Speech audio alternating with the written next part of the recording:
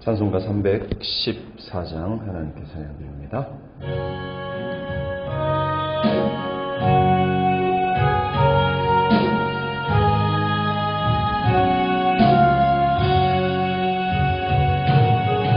내 구주 예수를 더욱 사랑 엎드려 비는 말 들으소서.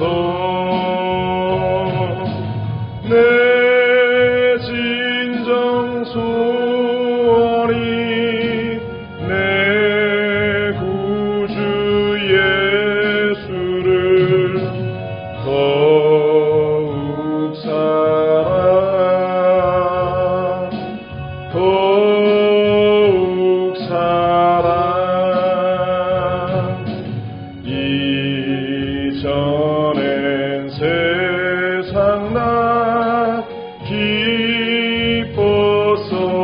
기뻤어도 지금 내 기쁨은 오직 예수. 다만 내비는 말 내 구주 예수를 더욱 사랑 더욱 사랑. 이 세상 떠날 때 찬양하고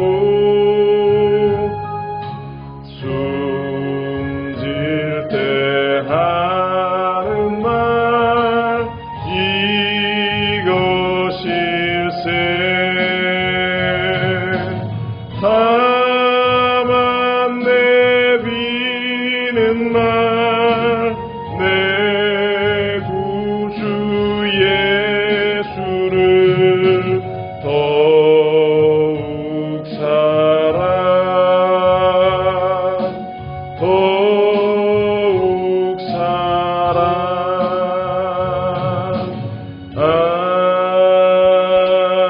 아멘.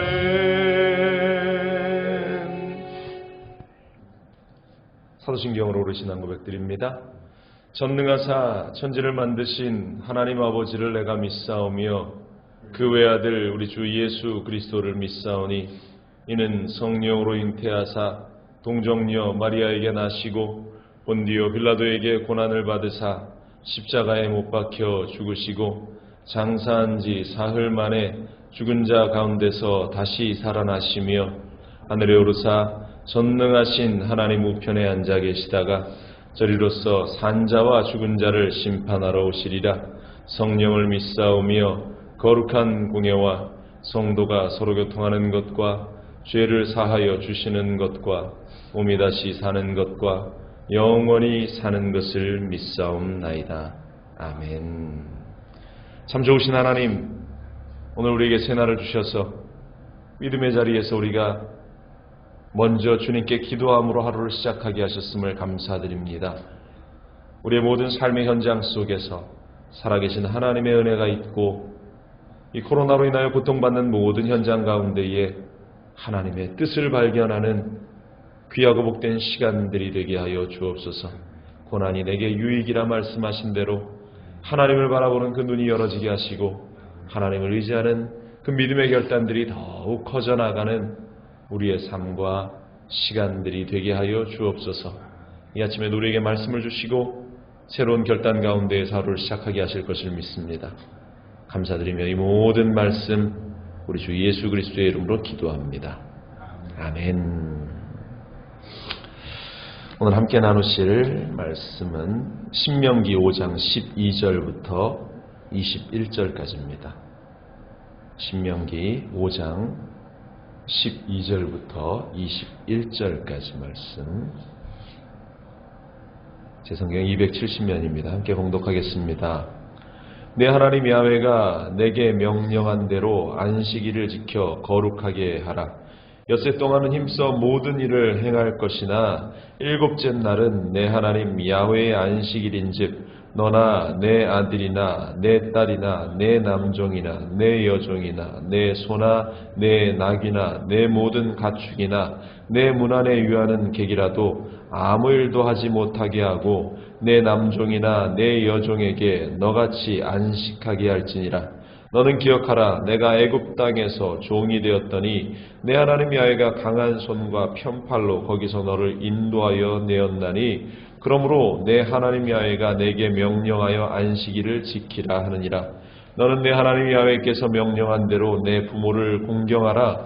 그리하면 내 하나님 야훼가 내게 준 땅에서 내 생명이 길고 복을 누리리라. 살인하지 말지니라. 간음하지 말지니라. 도둑질하지 말지니라. 내 이웃에 대하여 거짓 증거하지 말지니라. 내 이웃의 아내를 탐내지 말지니라. 내 이웃의 집이나 그의 밭이나 그의 남종이나 그의 여종이나 그의 소나 그의 낙이나 내 이웃의 모든 소유를 탐내지 말지니라. 아멘. 신명기 5장 12절로 21절 말씀 중심으로 해서 안식의 은혜와 이웃사랑이라는 제목으로 주시는 말씀을 또 묵상하기를 원합니다. 모세가 이스라엘 백성들에게 거룩한 하나님의 백성으로 살아가야 하는 삶의 모습에 대해서 연이어서 이야기를 하고 있습니다. 그리고 하나님의 명령을 전달하고 있죠. 오늘은 4계명부터 그 10계명까지의 말씀인데요. 안식일을 거룩히 지키라. 내 부모를 공경하라. 살인하지 말라. 간음하지 말라. 도둑질하지 말라. 내 이웃에 대해서 거짓 증거하지 말아라. 내 이웃의 아내 그 모든 소유를 탐내지 말라. 이런 나머지 4계명부터 10가지의 계명인데요. 먼저 안식일을 거룩하게 지키라는 말씀부터 시작됩니다. 안식일에 관한 규정 굉장히 자세하게 길게 언급되어져 있습니다. 이스라엘 백성들, 유대인들이 여겼던 한 주간의 그 마지막 날이라고 여기는 그 토요일, 곧 히브리네 시계 개념으로 해서 금요일 해질 때부터 토요일 해가 질 때까지를 그들은 안식일로 지켰습니다. 안식일을 가리키는 그 히브리어 단어는 샤파트라는 그러한 단어를 가지는데요. 일을 중지하다, 행동을 멈추다라는, 휴식하다라는 그러한 의미를 가지고 있습니다. 그래서 안식일은 자신이 하던 그 모든 일들을 멈추고 쉬는 날을 의미하는데, 이 날은 단지 어떠한 육신적인 쉼만을 의미하지는 않습니다. 안식일의 주인이신 야훼 하나님, 안식일의 참 주인 되시는 야훼 하나님을 기억하는 날이라는 것을 성경은 강조하고 있어요. 그래서 원어적인 의미를 야훼 하나님을 위한 안식일, 야훼 하나님을 위한 안식일로 우리는 이해해야 할 것입니다. 태초에 하나님께서 6일간 천지를 창조하시고 제7일 날 그 사역을 멈추셨어요. 모든 창조의 사역을 완성하셨고 그날을 거룩하게 구별해서 복주셨다라고 성경은 기록하고 있습니다. 창세기 2장 1절로 3절에 보면 천지와 만물이 다 이루어지니라. 하나님이 그가 하시던 일을 일곱째 날에 마치시니 그가 하시던 모든 일을 그치고 일곱째 날에 안식하시니라. 하나님이 그 일곱째 날을 복되게 하사 거룩하게 하셨으니 이는 하나님이 그 창조하시며 만드시던 모든 일을 마치시고 그날에 안식하셨음이라. 이렇게 하나님께서 그 모든 사역을 마치시고 안식하셨던 그날, 그래서 이 안식일은 하나님의 뜻을 쫓아서 거룩한 피조물인 인간도 그 모든 일을 멈추고 그날을 거룩하게 구별하고 하나님이 쉬셨던 그 모습을 기억하며 우리가 하나님을 위해서 드리는 날로 우리가 그날을 삼아야 한다라는 것이죠. 이 구약의 안식일의 개념은 두 가지의 그 변화를 거치게 되는데요. 출애굽께서 이야기하는 그 안식일의 개념은 창조 사역에 대한 그 하나님의 사건들을 기억하는 그러한 절기, 그러한 날이었고, 그리고 이 신명기에 와서는 그날이 출애굽을 하신 하나님을 기억하면서 하나님의 그 역사하심을 기억하면서 그 하나님께 예배하고 하나님을 찬양한 날로 섬겼습니다. 그런데 더 깊은 의미의 그 안식일의 의미는 구약에서 이스라엘 백성들이 메시아를 기다리며 다시 오실 예수 그리스도를 그들이 기대하며 살아가는 것이 그 안식일의 또 목적이었습니다.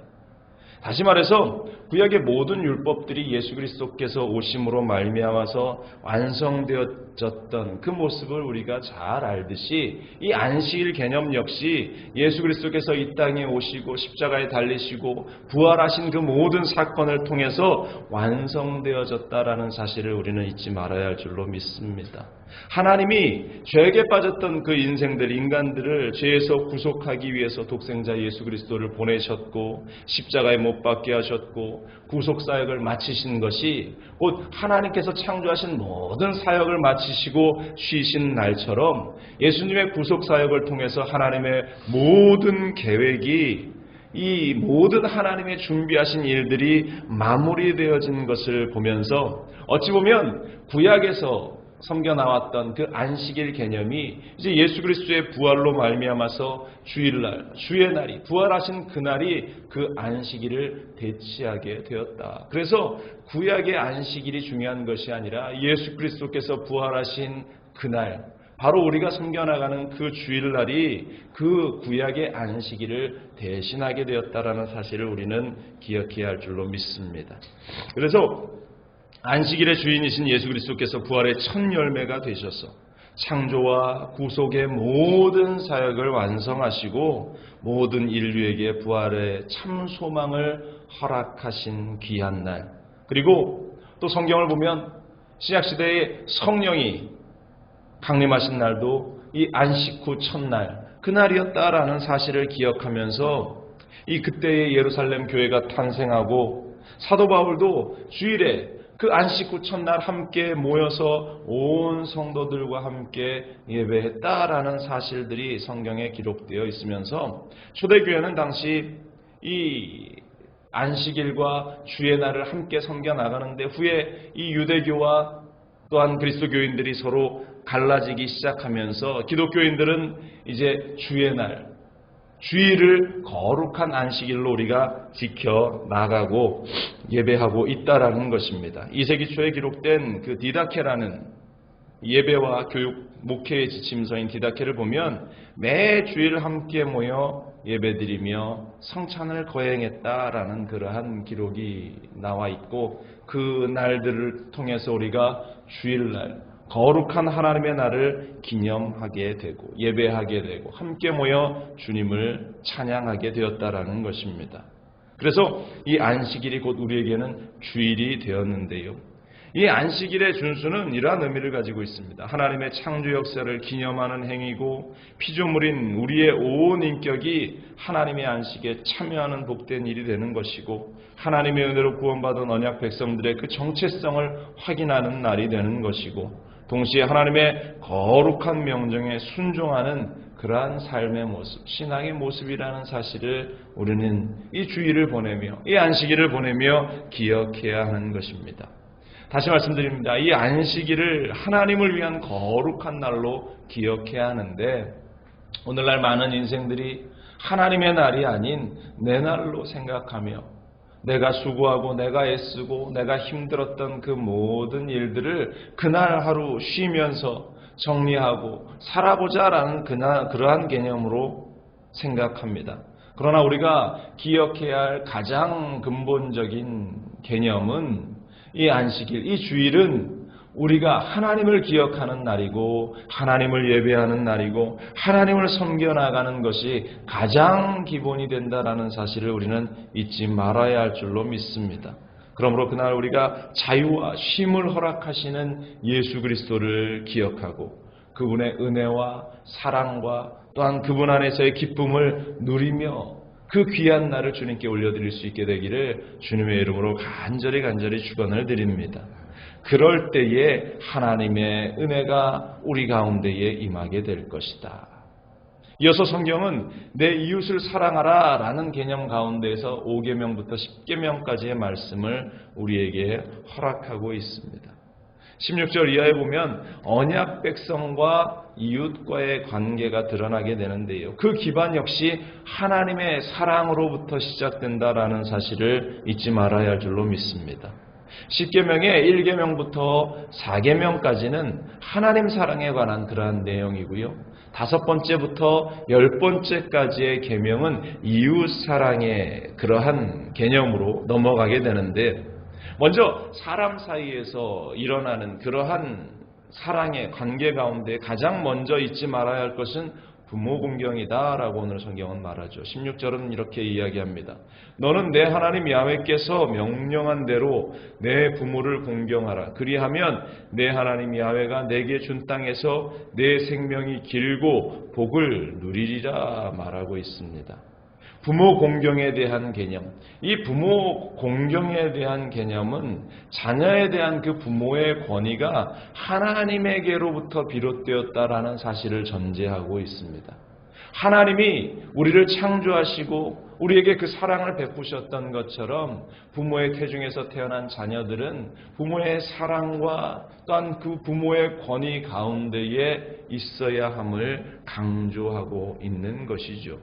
그래서 자녀에 대해서 부모는 하나님의 그 대리권자로서의 그 역할을 가지게 되는 것. 그렇기 때문에 그 자녀들은 부모를 공경하는 것이 마땅한 일이고 인간의 가장 기본적인 윤리, 사람과 사람 사이에서 펼쳐지는 그 윤리들, 그러한 여러 상황들 가운데 가장 기본이 된다라는, 가장 기초적인 사회의 질서가 된다라는 것을 이 10계명에서 먼저 말씀하고 있는 것입니다.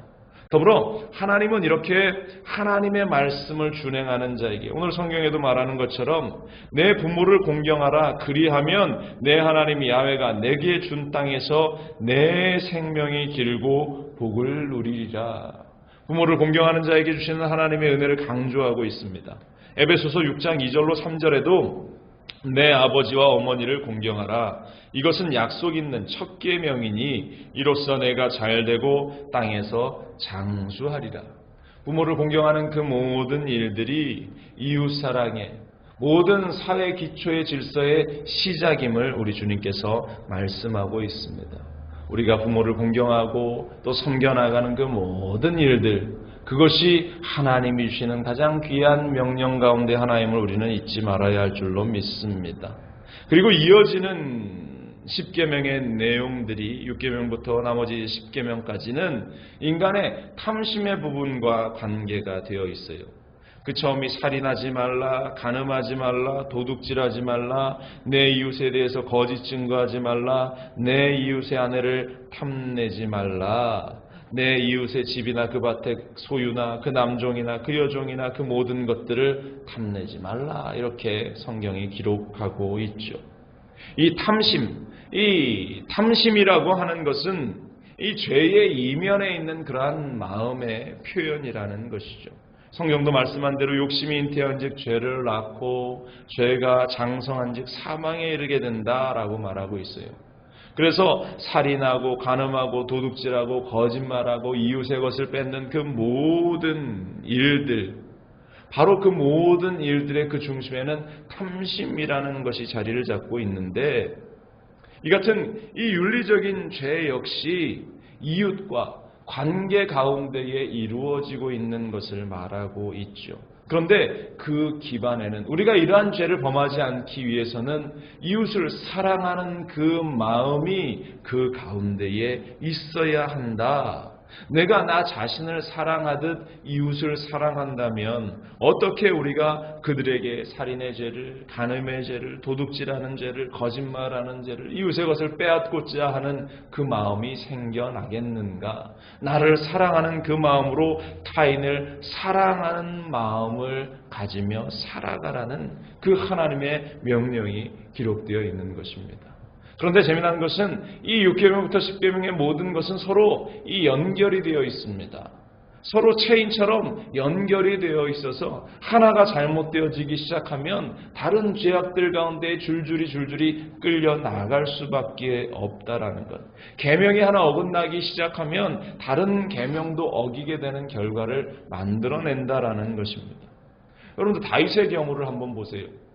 다윗이 그 마음 가운데 어느 날 옥상을 거닐기 시작합니다. 그런데 멀리서 보는 한 여인의 모습을 보면서 그 마음 가운데에 욕정이 일어나죠. 탐심이 일어나기 시작합니다. 저 여인이 내 아내가 되면 얼마나 좋을까, 나의 것이 되면 얼마나 좋을까라는 그런 탐심 가운데 결국 그 여인을 불러서 간음을 하게 됩니다. 그 모든 죄를 덮기 위해서 그 여인의 아내를 자기의 것을 만들기 위해서 남편을 죽이는 살인죄를 저지르게 됩니다. 그리고 사람들 앞에서 거짓을 말하며 결국 죄악된 잘못된 길에 서게 되는 그 다윗의 모습을 우리는 생생히 기록하고 있어요. 이 모든 것들이 서로 연결되어져서 죄를 만들고 결국 죽음에 이르게 하는 그런 모든 죄 가운데 서게 한다라는 것이죠. 여러분들, 모든 범죄의 시작은 우리의 마음 가운데 있는 그 탐심으로부터 시작된다라는 사실을 잊지 말아야 할 줄로 믿습니다. 하나님은 그 모든 것들을 아셨기 때문에 성경이 말하죠. 하나님은 우리의 마음을 살피시는 분이다라고 이야기합니다.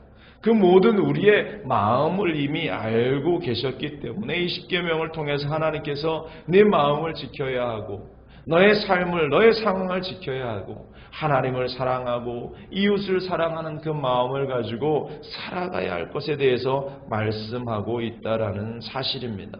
여러분들, 이 땅을 살아가면서 우리는 스스로의 마음을 다스리며 살아야 할 줄로 믿습니다.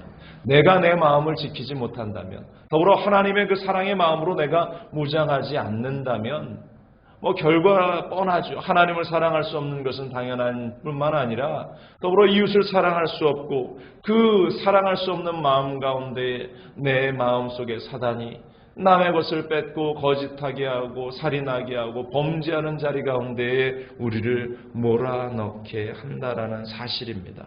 여러분들, 하나님의 사랑을 증명하는 삶을 살아나갈 수 있기를 바랍니다. 바로 그것이 십계명의 말씀을 지켜나가는 우리의 삶의 모습입니다. 하나님을 사랑하는 그 마음을 가지고 산다면 우리가 어떻게 세상 사람들과 동일하게 범죄하며 남의 것을 빼앗으며 도둑질하며 살인하며 죄악된 자리에 우리가 머물러 있겠습니까? 하나님을 사랑하는 마음으로 내 이웃을 사랑하는 그 모습들이 우리의 삶을 통해서 나타날 수 있게 되기를 간절히 바랍니다. 코로나로 힘든 하루하루가 우리 자신을 얼마나 이기적으로 만들어가고 있는지 모릅니다. 내가 고통스러우니 다른 이들의 고통은 염두에 둘 여력이 없습니다. 그러나 우리 하나님의 계명은 하나님을 사랑하는 그 마음을 가지고 우리가 삶의 주위를 돌아볼 수 있기를 원하십니다. 이 아침에 우리 하나님께서 이 십계명을 통해서 우리에게 주시는 말씀은 힘들지만 삶의 현장에서 우리는 하나님을 사랑하는 일에 최선을 다하고 뿐만 아니라 이웃을 내 몸과 같이 사랑하는 그 하나님의 마음을 가지고 세상 가운데에 서 있어야 한다. 여러분들, 오늘 이 말씀을 묵상하며 하루를 살아갈 때에 하나님을 사랑하는 그 마음이 내 안에 넘칠 수 있도록 또 그 사랑을 내가 주변을 위해서 나누고 함께할 수 있는 넉넉함이 내 안에 있게 하여 주옵소서. 우리 모두의 기도가 될 수 있기를 주님의 이름으로 간절히 축원을 드립니다. 기도하겠습니다.